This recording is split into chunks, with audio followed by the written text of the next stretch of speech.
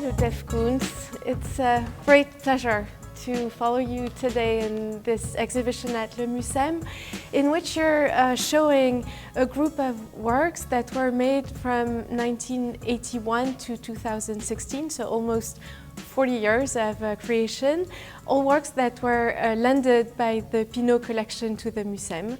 And they are shown in a dialogue with some objects of the collection of the Mucem that you chose, some everyday life objects, some photographs, some ritual objects.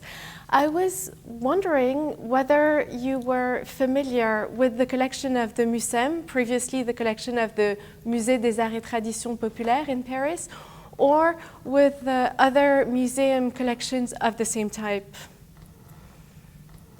When I came and visited the museum when we spoke about the exhibition, that was really the first time that I ever saw the collection.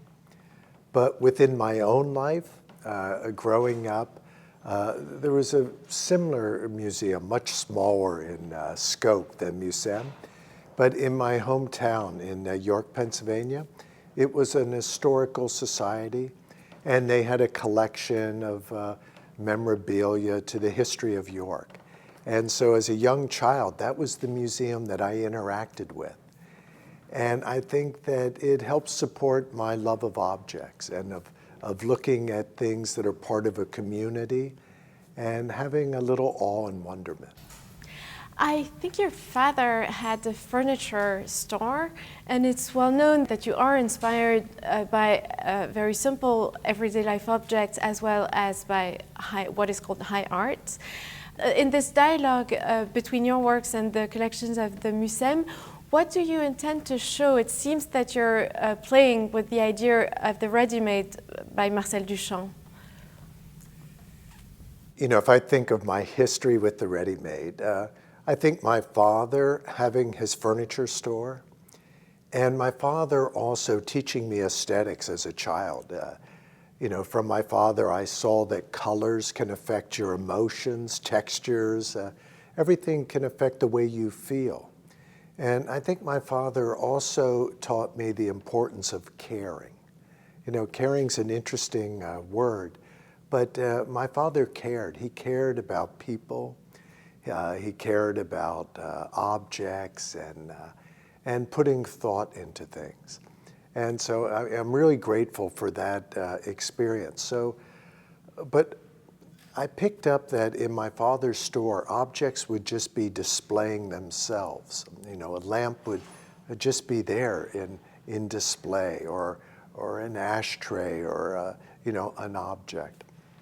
So when I started to become involved with the ideas of the ready-made and Duchamp's work, I really thought back to my own history and how my interaction with certain objects, I think, helped me identify with myself, gave me a sense of who I am, what my background consists of, and a dialogue of acceptance, of being able to accept myself. I would be working with metaphors of objects that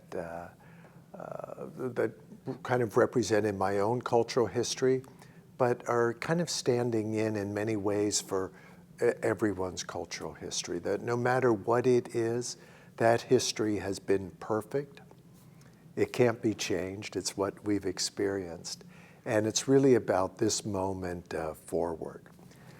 This artwork of mine, the travel bar, really is a representative of my experience of my parents. My parents had a travel bar in the 60s, and when they would go on vacation with their friends, they would always take it with them. And it was a symbol for social mobility. If you were a young middle-class family, and if you were a person and you were kind of on your way, you would maybe have a travel bar. You could take alcohol with you. It was kind of a symbol in America of moving upward. Let's now listen to Émilie Girard, who's a co-curator of the show, and she will show us the storage in which you made this collection, in which you discovered the collection of the Mucem. Bonjour, bienvenue. On est au Centre de conservation et de ressources du MUSEM, qui sont un peu les coulisses de l'établissement, du musée. Et là, donc, on va rentrer dans la réserve qui a été un peu la première prise de connaissance par Jeff Koons de nos collections, puisque c'est notre appartement témoin, donc c'est la visite qu'on fait visiter quand on a des invités ou du public. Et on lui a montré donc, cet espace-là, qui crée un peu l'effet waouh quand on arrive pour la première fois, parce qu'on voit tout de suite la variété des collections, leur richesse, leur nombre. Donc on s'aperçoit tout de suite un peu de la nature et de l'ampleur de ce fonds. Et c'est donc comme ça qu'on a commencé notre première séance de travail avec Jeff Koons, pour lui montrer quels étaient les objets qu'on conservait, comment est-ce qu'on les conservait, ce qu'on pouvait faire avec, quelles étaient les typologies. Donc on a commencé à travailler avec lui comme ça, et puis petit à petit on a échangé, lorsque Jeff Koons est reparti aux États-Unis, échangé avec lui en lui envoyant des propositions auxquelles il réagissait, en nous demandant d'aller plus loin. On a commencé comme ça à établir, à construire une liste d'œuvres petit à petit. Et Jeff Koons est revenu un an après cette première rencontre qui donc avait eu lieu en février 2019. Il est revenu en tout début février 2020 pour continuer à affiner les choix, à voir quel type d'objet il pouvait mettre en relation avec son travail, à réagir à nos propositions. Et sur place, on a continué comme ça à affiner les choses et à trouver des idées qui n'étaient pas forcément évidentes sur le papier. On bloquait sur certains objets, où on se posait des questions. Ça a été le cas de Moon, et on va aller voir un petit peu plus loin comment est-ce qu'on a résolu ce problème grâce à l'œil de l'artiste qui a trouvé la solution finalement en voyant les objets sur place. Allons-y. Alors on était comme ça en train de se promener comme on le fait aujourd'hui dans les réserves, dans les allées, et puis on a ouvert cette allée des instruments de musique. On a regardé un petit peu les choses, et là Jeff nous a dit est-ce qu'on pourrait voir les tambours. Donc on a sorti l'ensemble des tambours, on les a posés à plat sur une grande table, et là il nous a demandé de les porter à bout de bras, et il a eu cet œil, son œil artistique a vu ça. Il a dit tu vois, on va faire une composition sur le mur comme une lune qui monte progressivement dans le ciel, et c'est ce qu'on voit dans la salle 6 de l'exposition aujourd'hui, à partir de cet arrêt un petit peu au hasard, au détour d'une allée, de l'idée qu'il a eue de jouer non pas sur l'usage de l'objet mais sur sa forme. Là, on est dans la réserve, dans une des grandes réserves destinées aux objets de plus grand gabarit, que ce soit les objets du monde agricole ou les objets du monde forain, avec par exemple ici un des objets peut-être les plus spectaculaires en termes de dimension, puisque c'est ce char de carnaval de Nice qu'on a remonté dans la réserve de manière à le conserver dans les meilleures conditions possibles. Et puis, on a travaillé ici avec Jeff Koons, en particulier autour de la collection d'art forain, devant laquelle on arrive ici, qui est présente dans l'exposition. On a eu l'occasion de travailler avec lui au choix des sujets de manège en particulier, qu'on va retrouver dans l'exposition, parce que les sujets de manège, c'est quelque chose qui, assez naturellement, est venu en écho au travail de Jeff Koons, à son bestiaire. Il travaille beaucoup la figure animale, et peut-être que Balloon Dog est la pièce la plus iconique en la matière. So we're now in the room of the Balloon Dog, a masterpiece of the exhibition, surrounded by enlarged photographs of a clown, Mimile, who's blowing in a balloon at the Cirque d'Hiver in 1960. It's a picture taken by Pierre Soulier, and there's also masks which belong to the Fratellini brothers. Tell me about the Balloon Dog. It looks like a children's toy, and at the same time it also looks a little bit like a warrior. Is it the kind of duality that you intended to show with this piece? You know, I think so. I think that duality is very important, but I wanted to make something that would let us feel connected to our past and to tie us to our biological memory. I mean, we carry so much information in our genes and our DNA, and we can connect to that biological memory.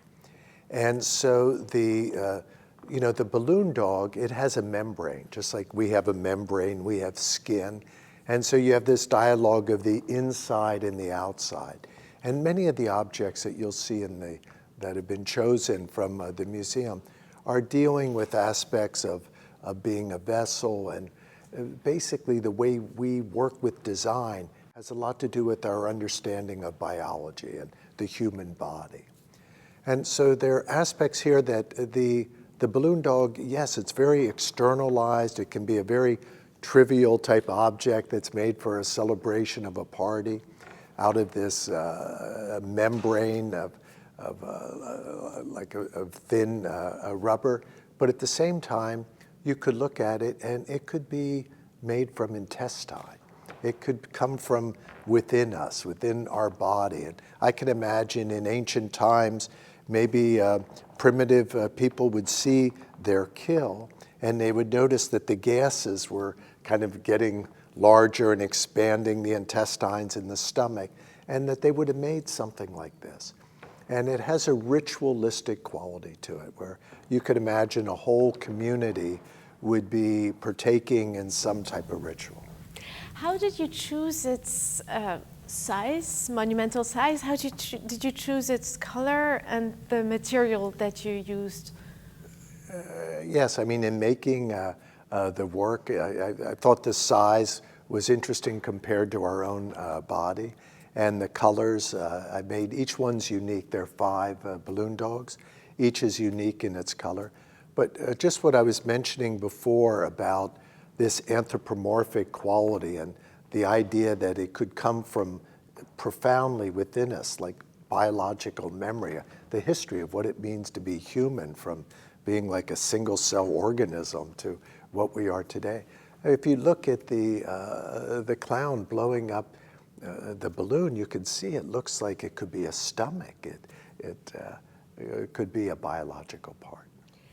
I understand you were extremely involved in the scenography of the exhibition, in the way the works are hung, in the choice of the materials used in to show the works.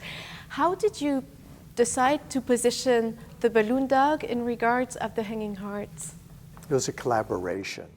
So working together with the co-curators, with Elena Juna and with Emily Gerard, has really been a tremendous joy. The graphics, a tremendous collaborative. But there are a lot of decisions in making an exhibition like this, and different ideas would be brought forward. I would look at them and embrace different ideas, and sometimes make different recommendations that, could this happen or that happen. But we laid out the rooms somewhat chronologically, and actually that is kind of taking place, but also keeping in mind the flow of different objects. And we wanted the pathway, the way you would move through it, to be interesting, a sense of openness. Let's go see the hanging hearts.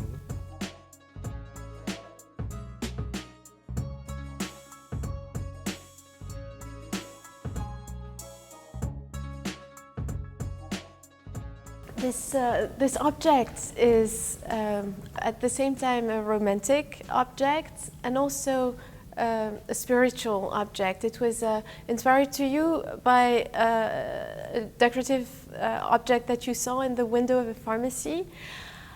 How do you relate it to the series of ex-votos that you chose in the collection and that are surrounding us? It's wonderful to see the hanging heart in Mucem, because yes, its history comes from just being an everyday object. It was in a pharmacy. I also like that connection to Duchamp's pharmacy painting. But the history of the heart is also, it's tied very much to the body. And we think of the heart as far as blood, but it's also connected to the idea of reproduction and of human form, and at the same time to this very ethereal idea of transcendence, of spirituality. So the ex-votos, you can get the essence of the body. You can look at these shapes here, and you can see that this is feminine form. I mean, there are many sculptures, African sculptures, that look very, very similar to this. They're really defining feminine form. If you look at all the different hearts, and again, they're they're representing desire and spiritual and good wishes for kind of success and healthy bodies. But at the same time, they're really very, very based in aspects of human form and the continuation of the biological life. According to which criteria did you choose those objects in the collection? Was there a kind of a methodology? I would just look at everything. So in dealing with the heart, I wanted to see everything that was dealing with the idea of the heart shape. In life, you know, if we think about what we do and how we connect ourselves, what we have is our interests. And there's nothing more joyful than just following our interests. And if we focus on our interests and just follow them and really stay focused on that, it connects us to a universal vocabulary. It's very metaphysical, time and space bend, but it's that way for all of us, every person, if we just focus on our interests. And that's what I tried to do. We will now listen to Elena Geuna, who's a co-curator of the show and whom you have worked with for many years. She will relate this exhibition to some of your previous shows. Travailler avec Jeff, c'est toujours enthousiasmant, passionnant. Il a une énergie incroyable et on découvre avec lui toujours des nouvelles pistes.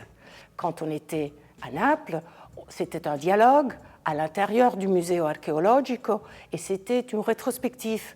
Donc les œuvres dialoguaient avec le classicisme et le statuaire. Mais par exemple, si on pense au Travolbar que vous avez rencontré plus tôt, il dialoguait avec des autres œuvres de la série Luxury and Degradation, tandis qu'à Marseille, il nous parle face à la mer avec des pichets de barbotines magnifiques de la collection de Sarreguemines. À Versailles, en 2008, on était chez le Roi Soleil, la plus grande résidence au monde et la plus visitée. Au premier étage, dans les appartements du roi, on avait le Balloon Dog qui nous ouvrait l'exposition dans sa présence majestueuse et royale. Tandis qu'ici, vous l'avez rencontré au début du parcours et il a toute une autre présence. Il dialogue avec les photos du clown Mimili, de Soulier qui ressortent du Font-Sury et avec les images et les masques des frères Fratellini et des clowns. Et donc, on a un côté ludique, enfantin, qui devient le fil rouge de cette exposition.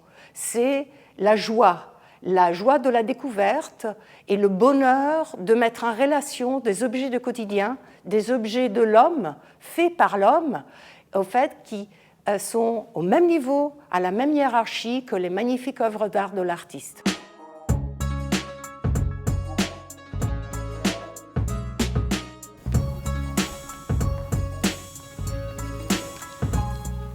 We're almost entering a circus tent here.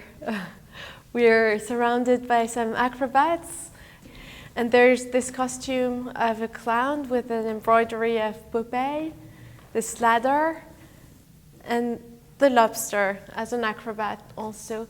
What does actually circus mean to you? What I really love about this room and putting these images and objects in juxtaposition is the kind of the role and the change of role between the performer and the audience, and this kind of back and forth. It's like inside and outside, masculine, feminine.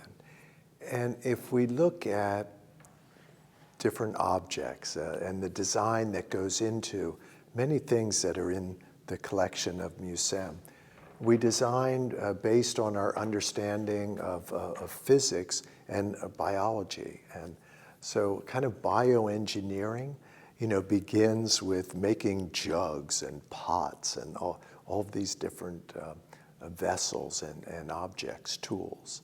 And so it's our understanding of the body and how it works that enters into our design. we're not really conscious of it, but it's our understanding of how to hold something or the way something can travel through and have the way membranes function. So I think this room, in a way, returns us back to the body. And what's important in life is our understanding of ourself and how we can accept ourselves. And then once we're able to have self-acceptance, how we're able to go out in the world and we can accept other people. And having a dialogue with objects and different things, it's all metaphor for self-acceptance and then the ability to accept other people. And with this idea of transformation, of metamorphosis, are you playing with the idea of creation? In other words, is the lobster here on the circus track like a figure of the artist? I think the lobster is here kind of representing everybody. And it's representing kind of a reflection of society and what we look for from society. And at the same time, we are a part of that, even though that something can be singulared out and viewed at one moment as its own identity. It's also kind of part of the mass. I think transcendence is a dialogue. I love the idea of becoming, and I enjoy philosophy, and at the core of philosophy, it's really about becoming, continuing to be able to transform, to become a better person, a better human being, have greater understanding, a higher level of consciousness. And I like also the lobster very much for its association that, it's a crustacean. It comes from the bottom, and it's looked at as being from the bottom, but can be presented in a high manner, and it can walk the tightrope. It can, be on the trapeze. To me, also, it represents Salvador Dali with the mustache and the tentacles up like that. But also, it's like Picabia and Duchamp's LHOOQ, with drawing the mustache on the Mona Lisa, because the form is both masculine and feminine. With the hands out like this, it tends to be quite masculine, and you could see the whole body as a phallus. But at the same time, the body could be, the womb, and the arms are like the fallopian tube. Or you could look at the tail, and the tail's like a feather that maybe a female performer would do a feather dance with. It has these polarities. Let's go to the last stop of our promenade.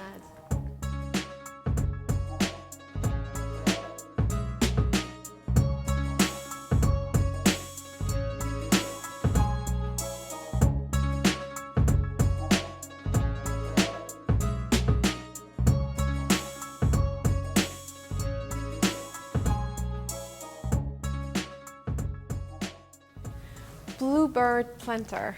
There's an extremely close dialogue in this room between your work and the architecture of the Museum. This bird is like an invitation to look outside to the greater world, isn't it?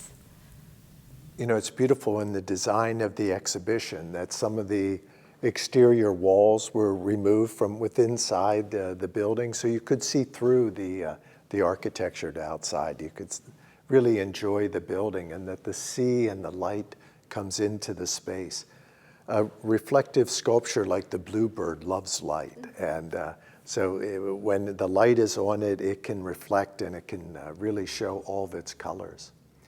But a piece like the bluebird is really the inorganic and the organic together, because you have this biological life there. You have these flowers that are live growing flowers. They happen to be wild flowers from the local area that are brought and planted into the bluebird.